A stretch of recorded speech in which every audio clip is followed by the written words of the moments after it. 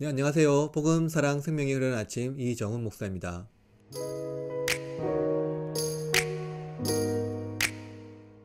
오늘은 쇠밥 챌린지 8번째 시간입니다. 벌써 일주일의 시간이 지났네요. 오늘 또 힘을 내어서 하나님 말씀으로 힘을 얻는 시간이 되기를 바랍니다. 오늘 아침은 복이 있는 사람이라는 주제로 함께 아침 묵상을 시작하려고 합니다. 오늘 아침 하나님께서 주시는 말씀은 마태복음 5장 1절에서 12절입니다. 예수께서 무리를 보시고 산에 올라가 앉으시니 제자들이 나아온지라.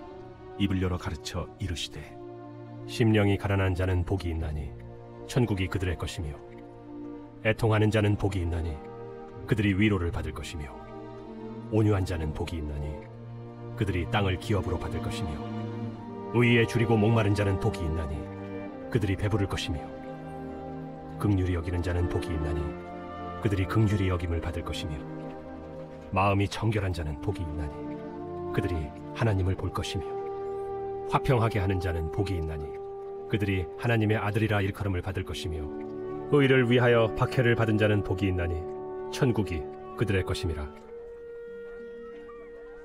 나로 말미암아 너희를 욕하고 박해하고 거짓으로 너희를 거슬러 모든 악한 말을 할 때에는 너희에게 복이 있나니 기뻐하고 즐거워하라. 하늘에서 너희의 상이 큼이라. 너희 전에 있던 선지자들도 이같이 박해하였느니라. 오늘 본문은 상상수훈이라고도 불리는 너무나 유명한 본문입니다. 본문은 복이 있는 사람은 어떤 사람인지 말씀하고 있습니다. 여러분은 어떤 경우 가장 큰 행복을 느끼나요? 무엇을 성취했을 때, 원하는 것을 얻을 때, 혹은 승진하거나 사업에 성공했을 때, 예상하지 못한 좋은 일이 있을 때 행복을 경험할 것입니다. 그런데 산상수훈이 가르치고 있는 행복은 세상에서 의미하는 행복이 아닙니다. 산성수훈에서 의미하는 행복은 하나님께서 약속하신 구원의 성취를 누리는 자들이 경험하는 심오한 내적 기쁨을 의미합니다. 이를 위해서 세 가지를 살펴보려고 합니다. 먼저 행복한 사람들입니다. 우리가 읽은 팔복 말씀은 8가지 복에 대한 말씀입니다. 그런데 이것은 세상적으로 볼 때 복을 얻는 말씀이 아니라 불행의 표본입니다. 어떤 이들은 이 말씀이 너무나 세상적인 차원에서 이질적이기 때문에 어떤 특정한 사람들, 즉 목사와 같이 부름을 받은 사람들에게만 적용되어야 한다고 생각합니다. 그래서 청빈을 목사의 가장 중요한 덕목이라고 생각하는 경우가 있지요. 그러나 그것은 잘못된 해석입니다. 본문은 특별한 사람에게 예수님께서 말씀하신 것이 아닙니다. 1절을 보십시오. 예수께서 무리를 보시고 산에 올라가 앉으시니 제자들이 나아온지라. 제자들은 예수님을 따르는 자들 전체를 말합니다. 우리는 그리스도인을 다른 의미로 제자라고 말하지요. 고대 사회에서 제자는 스승의 가르침을 실천하는 무리들을 말합니다. 따라서 예수님께서 산 위에서 가르치신 내용을 들은 자들은 예수님의 가르침을 실천하려고 모여있는 다수의 사람들입니다. 여러분도 예수님의 가르침을 따르기 위하여 예배하고 기도하고 경건에 힘쓰고 있지 않나요? 그렇다면 이 말씀은 우리 모두에게 적용되어야 합니다. 복이 있는 자는 다른 말로 만복을 누리는 자들에 관한 이야기입니다. 이 말은 행복한 자들이라는 뜻입니다. 그렇다면 예수님은 어떤 사람이 행복하다고 말하나요? 그것은 심령이 가난한 사람, 애통한 사람, 온유한 사람, 의에 줄이고 목마른 사람, 긍휼히 여기는 사람, 마음이 청결한 사람, 화평하게 하는 사람, 의를 위하여 박해받는 사람입니다. 그런데 여러분, 어떻게 이들이 행복할 수 있습니까? 세상적 차원에서 보면 행복과는 거리가 멀어 보입니다. 그렇다면 왜 예수님은 행복과 거리가 먼 사람이 오히려 행복하다고 말할까요? 그것은 예수님의 일생을 보면 잘 알 수 있습니다. 예수님은 모범적인 사람이 구원받은 것이 아니라 불쌍히 여김받는 사람이 구원을 얻는다고 말씀합니다. 하나님 앞에 엎드려 간절히 기도하는 자는 하나님의 은혜를 기대함으로써 믿음으로 구원을 얻습니다. 예수님은 언제나 모범적인 사람을 위하여 시간을 내지 않으시고 죄인과 세리와 과부 그리고 고아를 위하여 시간을 내시고 그들과 함께 하셨습니다. 예수님은 심령이 가난하고 애통하고 온유하며 의에 줄이셨습니다. 예수님은 언제나 그들을 긍휼히 여기셨습니다. 그러나 예수님은 그들과 함께 있을 때 너무나 행복해 하셨습니다. 그들이 회복되고 예수님 앞에서 기쁨을 누릴 때 예수님은 더할 나위 없는 기쁨을 그들과 함께 공유하셨습니다. 예수님과 같이 마음이 청결한 사람은 없습니다. 예수님은 죄가 하나님과 우리 사이를 불화하게 하는 모든 장애물을 제거하시고 화평하게 하셨습니다. 이를 위하여 예수님은 의를 위하여 박해 받으셨습니다. 예수님께서 가장 행복해 하실 때 한 영혼이 구원받아 아버지께 나아갈 때입니다. 여러분은 언제 가장 행복하나요? 예수님을 만난 경험을 다시 생각해 봅시다. 그리고 그 행복한 경험을 이웃과 함께 공유하면 어떨까요? 세상의 행복은 우리의 만족이 아닌 결핍입니다. 채워도 채워지지 않는 인간의 욕망은 끝이 없기 때문입니다. 그러나 예수님 안에서 누리는 행복은 예수님만으로 충분하기 때문에 만족을 누릴 수 있습니다. 그러므로 여러분, 예수님 안에서 만족을 누리시길 바랍니다. 둘째로, 하나님 나라를 사랑하는 사람들입니다. 복 있는 사람이라고 말하면 아마도 시편 1편을 떠올릴 것입니다.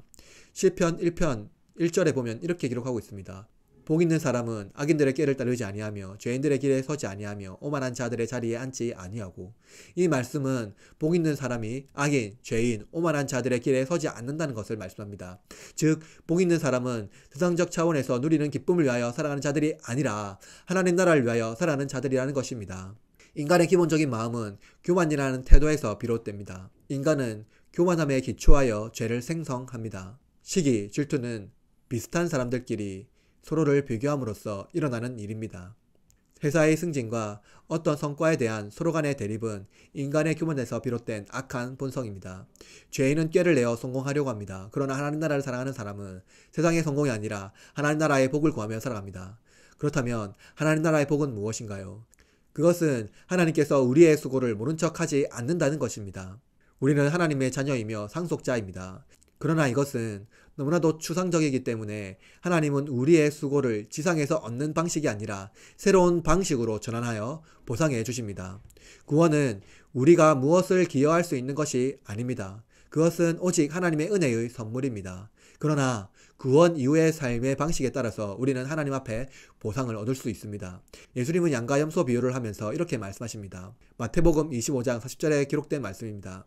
임금이 대답하여 이르시되 내가 진실로 너희에게 이르노니 너희가 여기 내 형제 중 지극히 작은 자 하나에게 한 것이 곧 내게 한 것이니라 하시고. 하나님 나라의 원리는 처음 된 자가 나중 되고 나중 된 자가 먼저 된다는 것을 가르치고 있습니다. 그것은 지극히 작은 자가 곧 예수님이라고 말하는 것입니다. 따라서 우리의 섬김은 예수님께 행하는 것입니다. 이것이 하나님 나라를 사랑하는 사람들의 실천입니다. 우리는 누군가에게 헌신하거나 그들을 돕는 것이 쉽지 않습니다. 특히 나에게 어떤 도움이 될 것 같지 않는 자를 돕는 것은 쉬운 일이 아닙니다. 그러나 예수님은 이렇게 말씀하십니다. 그 사람에게 빌려줄 수 없다면 나에게 빌려주게. 내가 넉넉히 갚아주겠네. 그렇죠. 지상에서 얻을 보상을 천국으로 변화시킨다면 천국은 도둑도 들지 않는 최고의 은행이 될 것이기 때문입니다. 하나님 나라를 사랑한다면 작은 자에게 베풀 수 있는 복이 있는 사람이 될 것입니다. 마지막으로 그리스도의 이름으로 수고하는 사람들입니다. 아마도 흐르는 아침에 참여하는 여러분은 신실한 그리스도인일 것입니다. 하나님을 사랑하고 이웃을 사랑하기 위하여 조금이라도 더 신경 쓰고 애쓰는 사람일 것입니다. 그러나 무엇보다 중요한 것이 있습니다. 참된 그리스도인은 예수님의 이름으로 박해를 받아야 한다는 것입니다. 제자들은 예수님의 이름으로 박해를 받고 믿음의 인생을 살았습니다. 그들은 예수님 생전에 예수님의 말씀을 이해하지도 또 제자로서 삶을 살아가지도 못했지만 예수님께서 승천하신 후에 성령님이 오시면서 제자의 삶이 혁신적으로 바뀌었습니다. 본래 이들은 예수님께서 십자가에 달리던 날 뿔뿔이 흩어졌고 심지어 예수님을 배반하고 저주했습니다.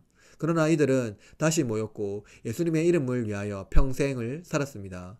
박해를 받고 순교당했습니다. 여러분은 삶의 현장에서 어떠한 제자도를 실천하고 있습니까?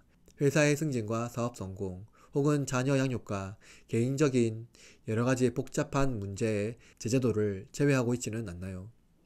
승진을 위하여 동료의 과오를 드러내거나 사업을 성공하기 위하여 위선적인 행동이나 술수를 쓰려고 하지 않습니까? 자녀 양육을 위하여 세상의 방식으로 출세하도록 가르치지는 않나요? 21세기 복잡한 현실에 제자도를 실천하는 것은 매우 어렵습니다. 그것은 우리가 십자가의 언덕으로 올라가는 현실을 직면하기 때문입니다.